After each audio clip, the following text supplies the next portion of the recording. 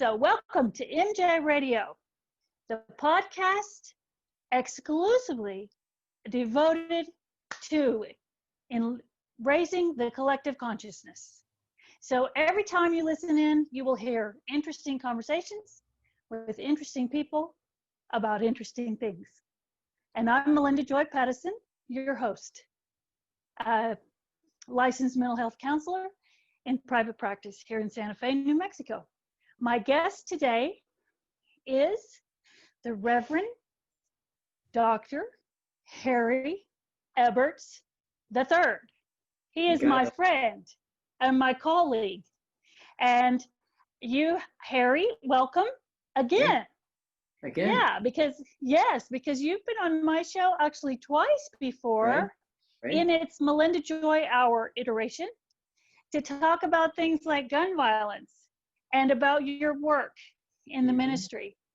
And we happened to see each other yesterday, and you mentioned to me what you would like to talk about today, and I'm really excited about that.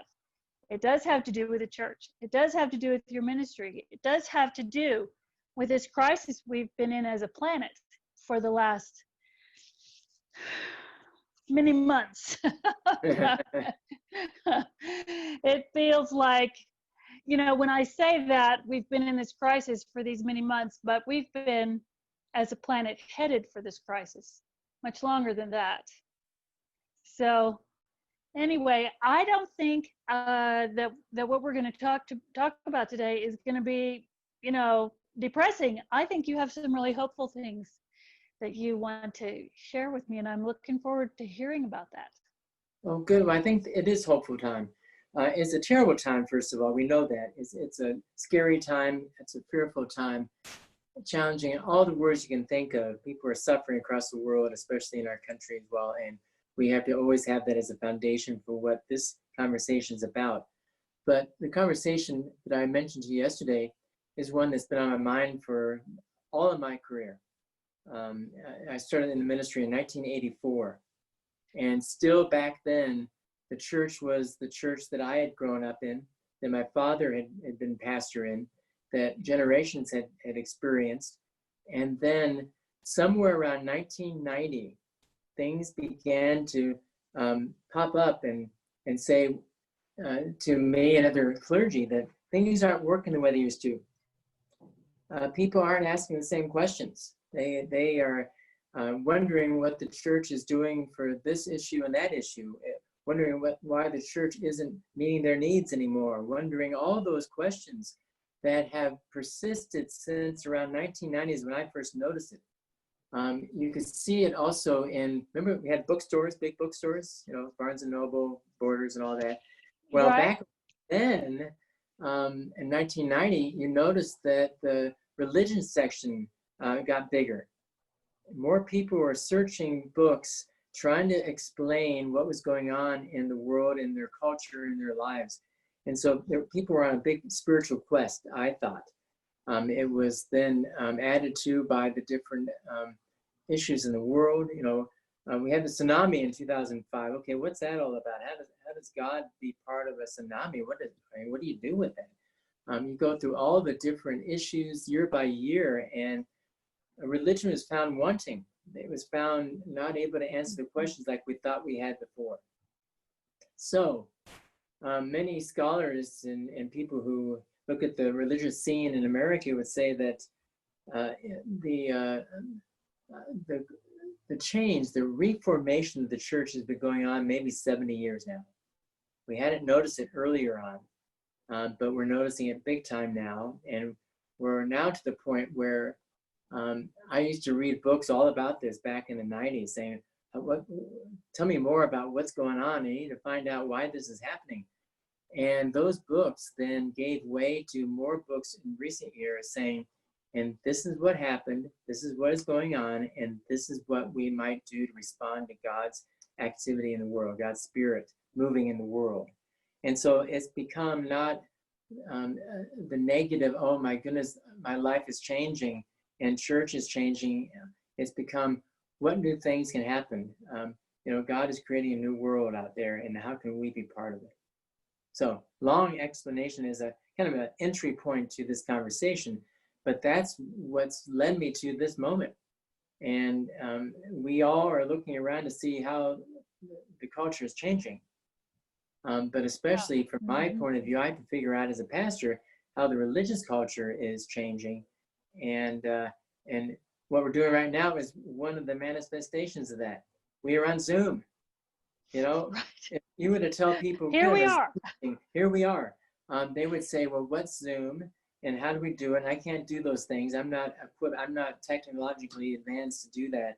And now we have 85, 90-year-olds that do this frequently.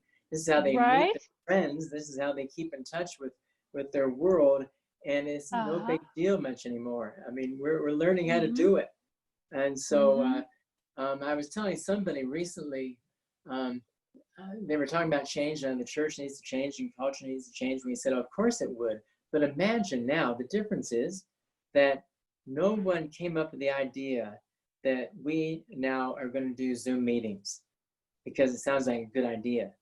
We're doing Zoom meetings because that's the only way we can meet together, or whatever other technology to get us on the screen. Right. No one's saying, I have this neat idea and I want you to believe in it like I do. It's going to make the world so much better.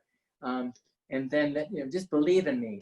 They're not doing that. We're really responding out as best we can to the world around us now of a pandemic. And we're scrambling to figure out how we can still make sense of it and still carry on our lives. So it's not an option anymore. We have been forced into this new reformation. We dilly-dallied for years, decades, trying to say, well, we might want to change. Oh, it might be nice to do this. And now we have to. And it's a big difference. It's a big mindset change. And so completely, yes. Completely hold on to your hat. It's going to be a pretty wild ride. But and maybe this is where I come into, I bring in Phyllis Tickle. Ever heard of Phyllis Tickle? She was a Episcopalian lay woman who worked at the National Cathedral in Washington. She was also the religion editor for Publishers Weekly. And she was a writer, scholar, teacher. And she wrote a book in 2008 called The Great Emergence. And it was really honing in on what I was just talking about, how things are happening. There's something emerging in this world. And she had in her first chapter a quote by an Anglican bishop named Mark Dyer, who said, maybe facetiously, but it makes a lot of sense, said that every 500 years, the church throws a rummage sale. Gets rid of all the things that don't work anymore, that we don't want anymore, and keeps the things we do, but then gives all the rest away. And so if you follow that logic, 500 years ago, think back, well, it's the Reformation. We know big time things changed. Protestant church was birthed back then, and the Catholic Church had to reckon with how it did things. And it changed because of the result of the other denominations now being formed.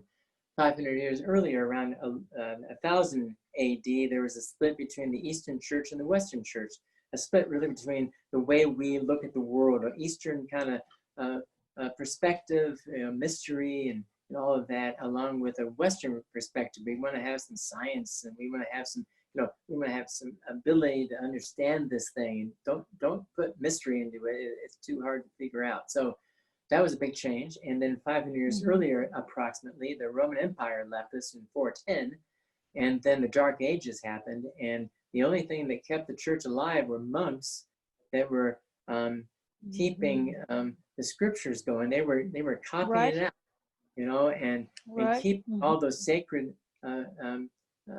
scrolls, so that it was still going to survive into our own age.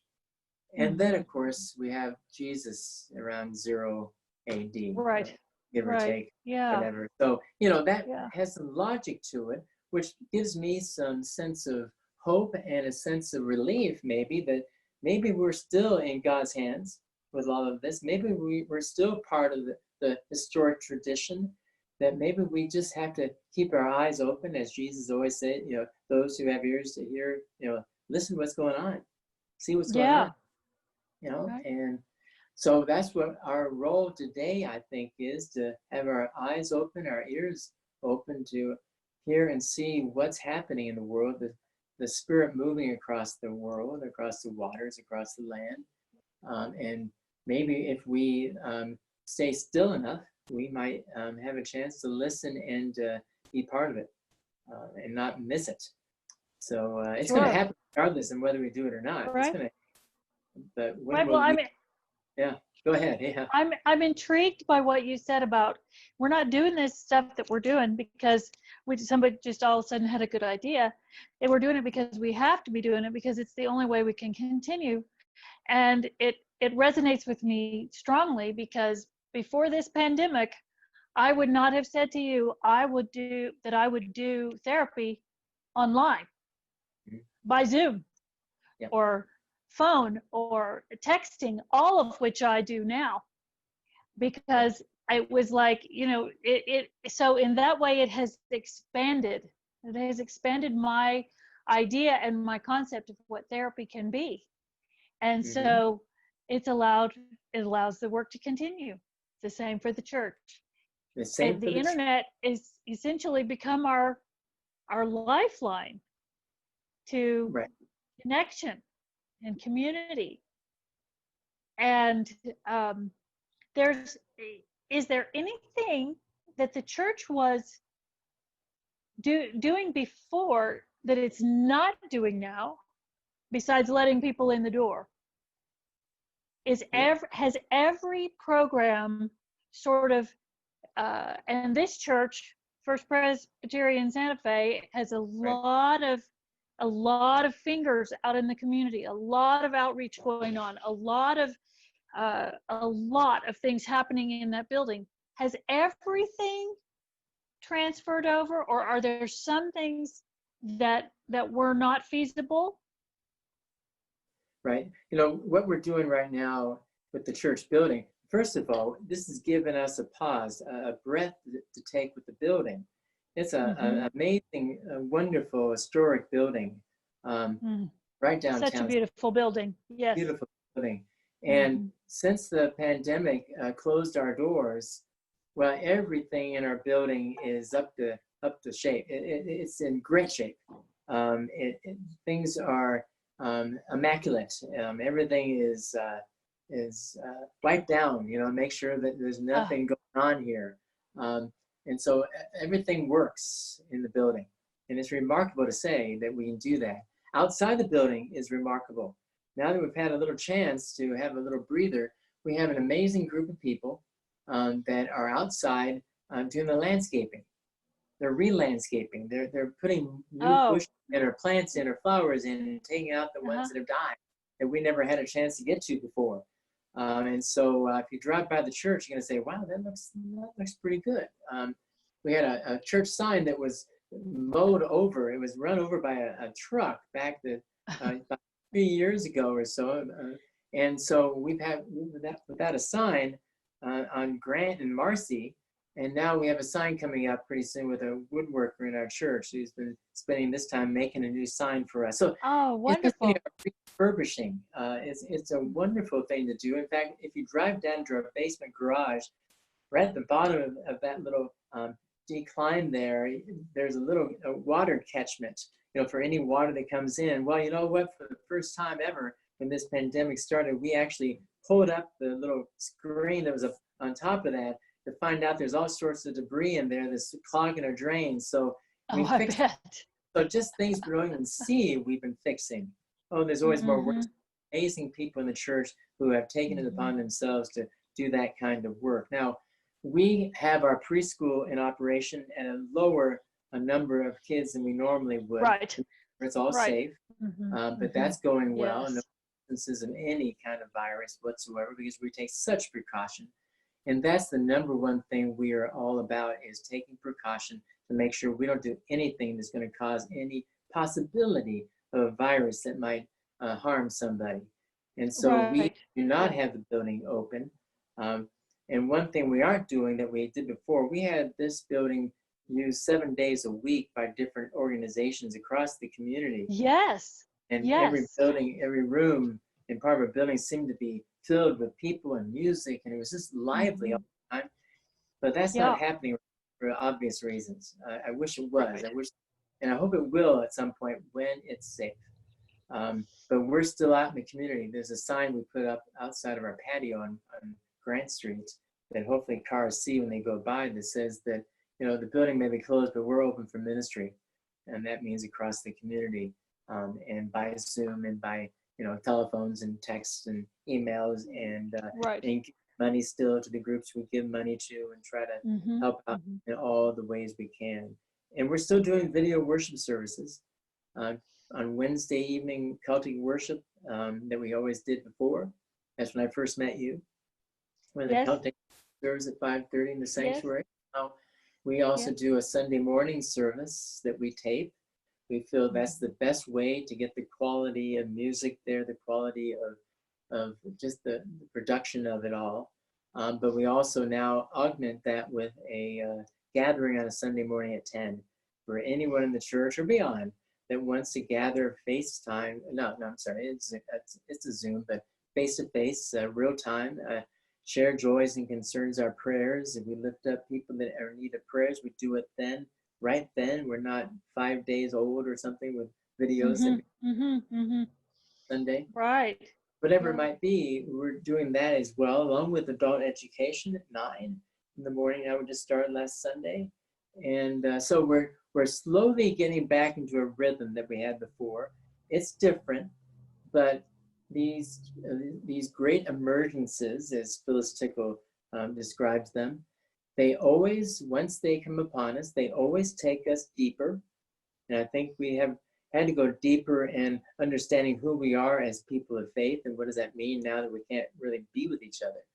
And it always goes farther. We are reaching people we never reached before. We have more people attending, I'm told, attending the worship videos and watching them than we did have people come to worship in person. And that's just super. Isn't that amazing? And that's happening. And it's not limited to Santa Fe. Not at all. It's all over the world. All over the world. So I'll get cards from people. One from in Illinois, a family that met us for a Easter sunrise service, just a half an hour time together. I got to meet them, and now they are watching and sending cards saying thank you. We have other people doing the same thing across the country, and other churches, faith communities are experiencing the same thing. It's not just us, of course. And so we really feel that would have never happened, really, except forcing us to find new ways. And right. Isn't that, right. And technically, churches are allowed to be open again following certain protocols, but First Presbyterian Church has not rushed to jump on that bandwagon. Right. For reasons that you've already touched on. I mean, we have an older congregation, very many vulnerable people, and you and the leadership of the church are just moving forward in such a thoughtful way about this and not succumbing to pressure around you that says, oh, got to open we got to get back open. We got to get back to doing things the way we were doing them before. And I really appreciate that for myself, that you are not just trying to get back to a perceived normal. And that's really important. The last thing I would want to have is that if we thought we would need to rush to have a worship service and whoever would show up, that would come, and if something happened where somebody came down with the virus, what in the world? Why would we think that was more important to have a service and expose somebody to the possibility of getting COVID-19? I don't think God is saying, the most important thing for me is for you to open things up, for me to have people sing songs to me and so forth and pray prayers. And I don't care if people get sick. Is that the God we worship? I don't think so. Nor are those the people we want to even but any kind of percentage of exposure, the possibility of Mm-hmm. exposure, the people who Mm-hmm. used to sit in the same pew as us, why would we want to do Right. that? And that's why we Right. are compelled to be creative and compelled to use our minds and to come together with ideas and figure out how best we can be faithful people in a world of a pandemic. It's happened many times before. And, people have had to meet the challenges. The church has always met the challenge of new things happening in its culture through the centuries, and they've always figured out a way. It would be really astonishing to me to think that our generation with this crisis would say, oh, I'm sorry, we just can't figure it out. So we're just going to try to do what we did before and expose people. And some people would die, but hey, that's just the way what happens, you know? Sorry about that. Mm-hmm. No, of course not. And so that's where we are. And it's even interesting to note, this is really fun to think about.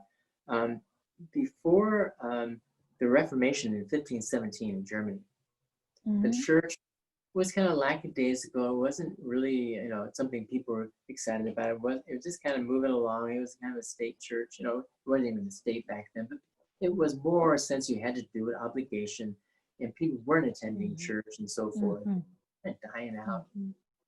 And there was a pandemic beforehand, and they've been suffering in Europe for centuries with Black Death and other pandemics that would erase a large portion of the population, and Mm-hmm. you really couldn't Right. meet. And people struggling to get through. And what happened not too long before 1517, the printing press, okay, which revolutionized the world. It's Boy, it our did. Right. it's our internet. That Yes. Black Death and all that is our pandemic. The lackadaisical sense of the church, I wouldn't say lackadaisical, but just you always get a sense maybe the church isn't as vital as it once was. We're always hearing that all the time. I still think it's vital, in the community and for its members.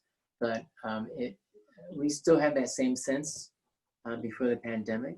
All the elements were ripe for a reformation. And so I think it's finally here. Who am I to say? But we are reforming, okay? And We that are, for sure. we are for sure, and not sure what it's going to look like, nor did they know back in 1517. It took a long time to see the fruits of a reformation. And when I say reformation for a Christian church, what am I talking about? It's really reforming our lives once again around the life and ministry of Jesus Christ.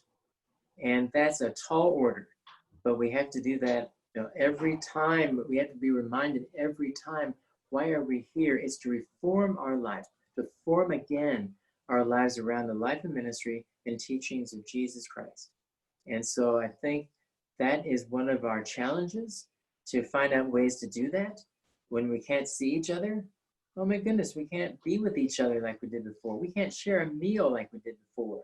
We're doing communion services online and trying to figure out what that looks like when I'm looking into a little iPhone, hoping that other Right. people have bread and juice in front of them at their kitchen table.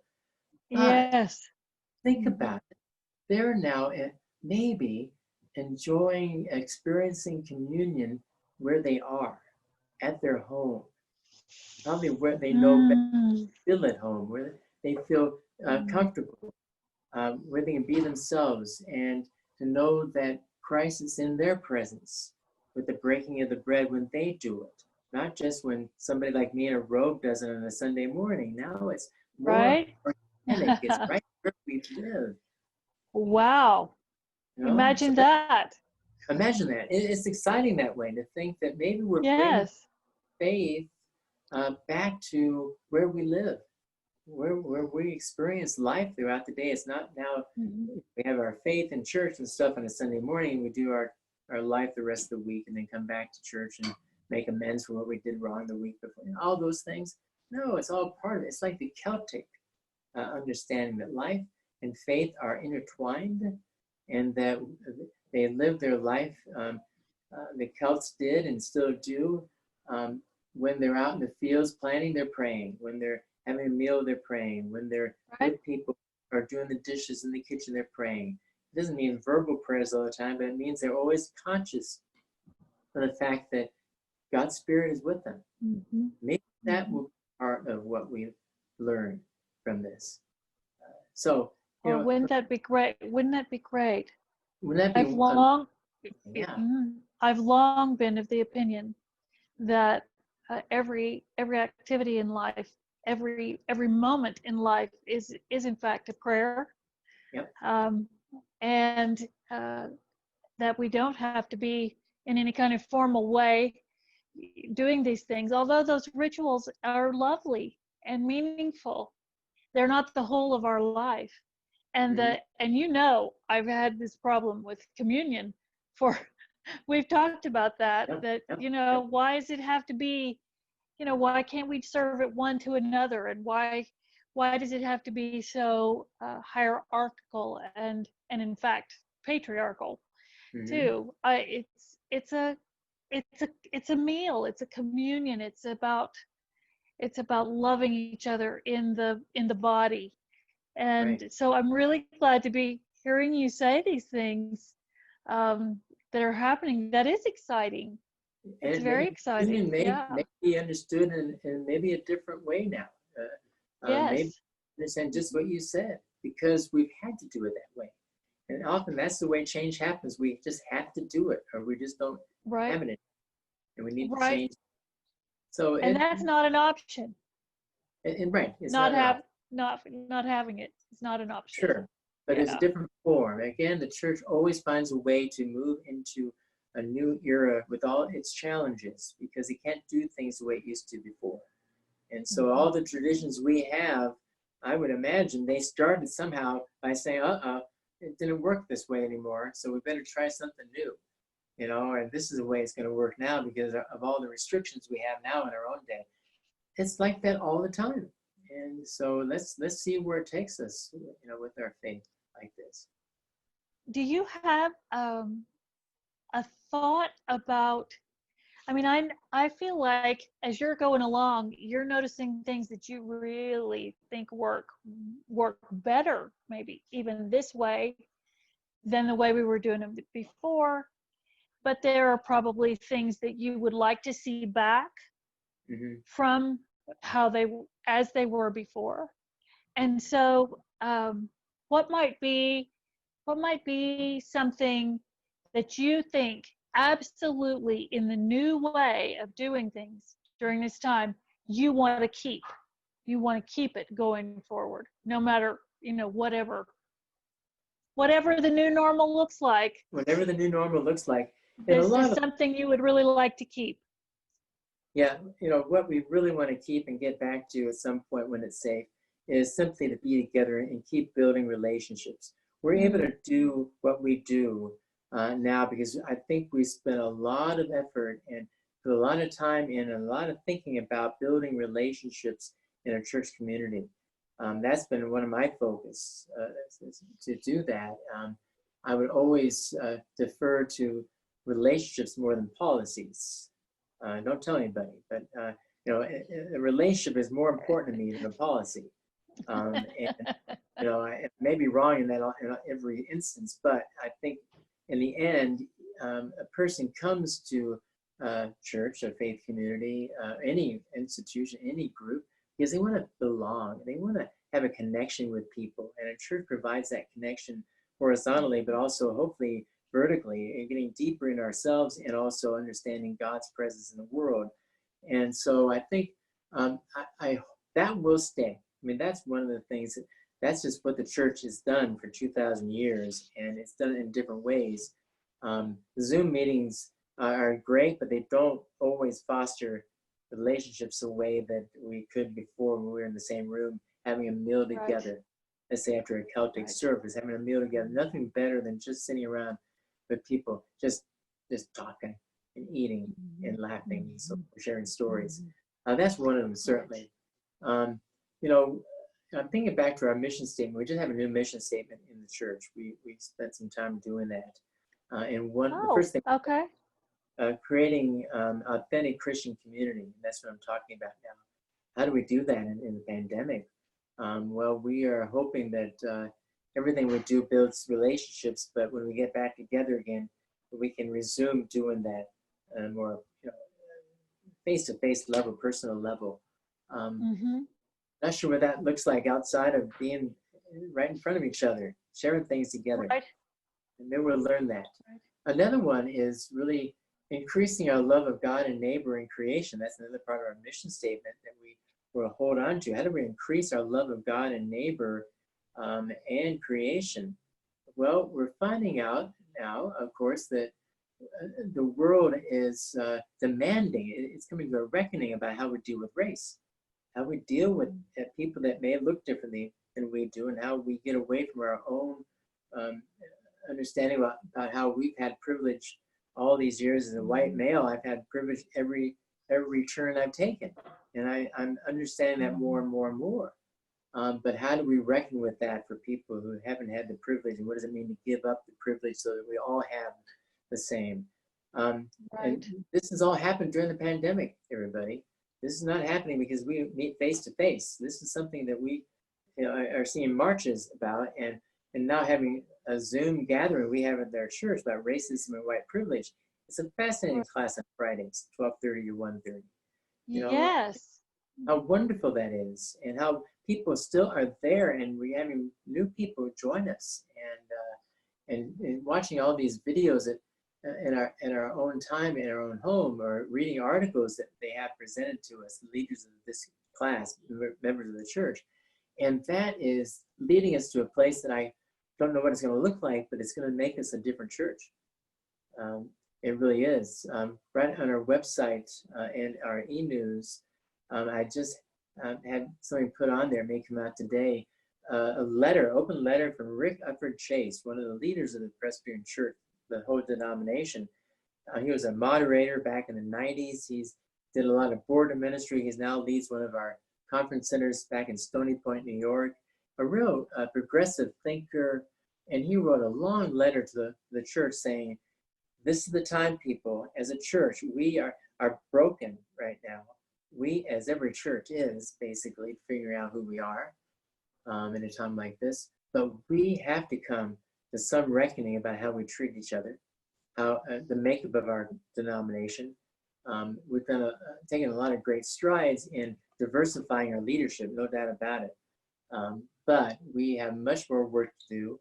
How do we give up our white privilege as a denomination and be with the people who have been suffering for generations, for centuries? And so it's a call to arms.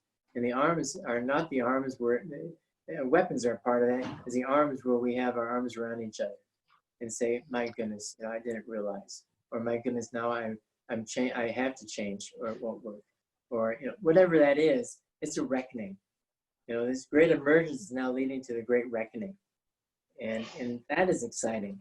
And I think, at least the people in this church that I've heard from, we are ready for it. And that's going to open our doors, figuratively or hopefully, realistically at some point, that we will be opening our doors to other people than the people we've seen as part of our congregation all these years. We have been mostly a white congregation, as you well know, but we will be opening our arms to those who look differently than we do, that have a different age demographic than we do. We were working on that before the pandemic, not even working, just embracing that and welcoming younger people, and it was happening. But then the pandemic stopped a lot of that. But we will resume it, and hopefully we'll gather more people the way we're doing things now. Whatever it is, the gospel is too important to keep to ourselves and to the people like us. It is selfish to think that it's only for us, or it's only our perspective on it. No, we have to figure out and listen to new perspectives. And that is so exciting. Oh, I can't wait. I wish it happened, 40 years ago, 35 years ago, 37 years ago when I started ministry. I wish it was happening back then. But at least towards the end of my time, in ministry, I'm not sure how long that would be, years from now, obviously, right? But I do enjoy a diverse church, a diverse theology, a diverse community, a diverse this and that. We're all colors and all flavors and all, whatever, that we're all together in that great banquet. Oh, that I can brings just see it. I can just see it. there it is. There it is. And won't that be a great day Yes. when we see it more than That'd be a great day. here or there? We've seen it before, but to see it when we walk in or when we walk out the doors of the church or walk into the doors, it's all around us and we're helping that happen. Absolutely. Absolutely. Well, so Harry, I often ask people, whether they're my clients or my guests or just in casual conversation, I often ask and this is a personal question, what is it that you do not miss from BC?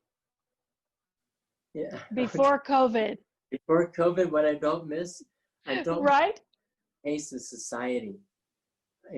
I think about everything I was doing, running from one thing to the next and trying to keep up and trying to make sure I did everything right to make sure that I was prepared for everything that was to happen. And, it goes on and on. The rhythm of trying to get ready for a Sunday service. Actually, there was a rhythm in my life for 37 years. A Saturday night was not, let's have fun watching a movie or go out to the movies or have meals with friends and stay out late, whatever it was. It was always, my mind was always thinking about being there at 7:30 in the morning, trying to make sure everything was looking good for people when they arrived. And, is my message good enough? Am I meeting enough people? Will the people, all that anxiety, I don't miss. Don't When miss we it. get back, Yeah. I'm going to do all I can not to have that anxiety anymore because there's no reason for it. Because I'm not in charge. We're all not in charge. Right. And Right. we enjoy each other's company, enjoy seeing each other and doing the ancient rituals and singing the wonderful songs, and the message will come out through all of that. And so I don't miss the anxiety of that. And so I'll do my best to bring that into my own soul as I enter church on a Sunday. Someone said one time that a pastor's Sunday morning, it may be 4 hours, but it's really a 14-hour workday by the time you're done, by the time both services are done. Oh my gosh. That gets to be a little exhausting on a Sunday afternoon. And no kidding. So that's okay. That's what I signed up for.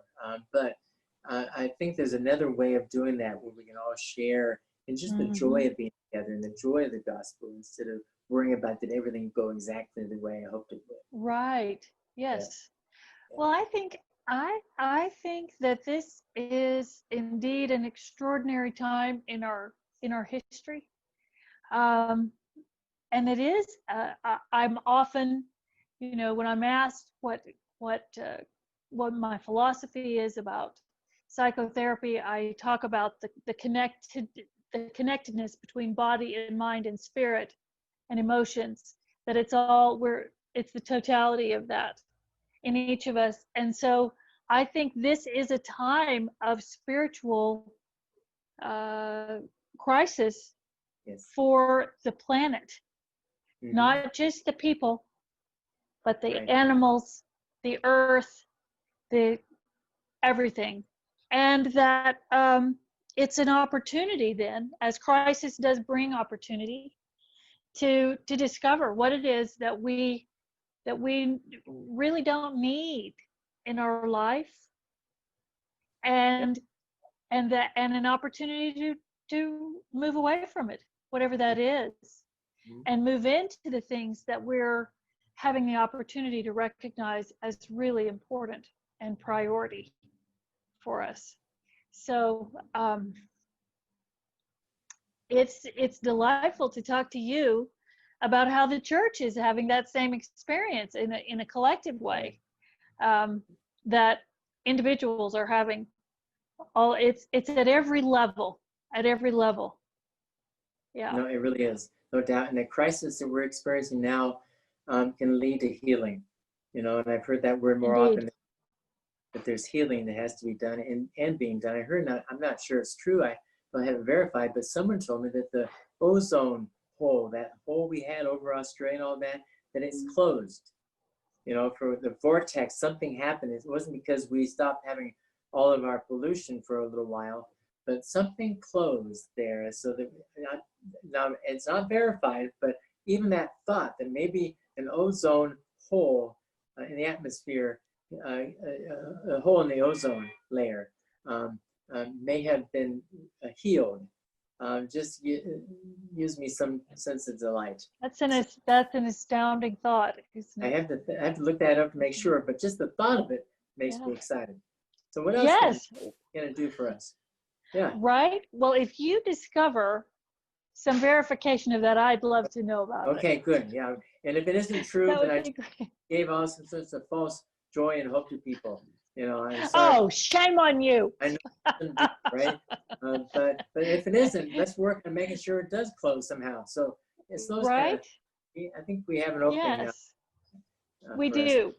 Crisis, I'll say it again, crisis does bring with it opportunity. Yes, indeed. And it's up to us what we do with that opportunity. Right. So, what a joy to talk to you in this new format. Very nice. Yeah, it's really fun, and I appreciate so much you joining me today. And so I feel like this is a good place for us to pause. It doesn't mean our conversation is over. I think you'll have to come back again, Harry. Why not? We'll have to talk again in a bit of time and see what's evolved and what's changing and how this new Reformation is looking. Yes. I would be very, very excited to get an update on that in a little bit. But for today, I think we'll say thank you to our audience for listening, for viewing, yes, for catching up with MJ Radio once again. And join us again next time for another interesting conversation with another interesting person about more interesting things. Thank you. Bye-bye. Bye-bye.